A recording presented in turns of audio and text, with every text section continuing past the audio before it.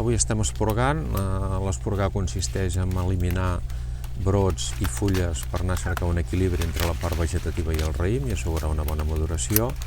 I això, evidentment, també ens permet que el raïm i la part vegetativa sempre li toqui més el sol, estigui més airejada. En el fons, el que estem és una de les grans pràctiques, jo diria, sostenibles, perquè el que fa és minimitzar el risc de plagues que podrien malmetre el raïm.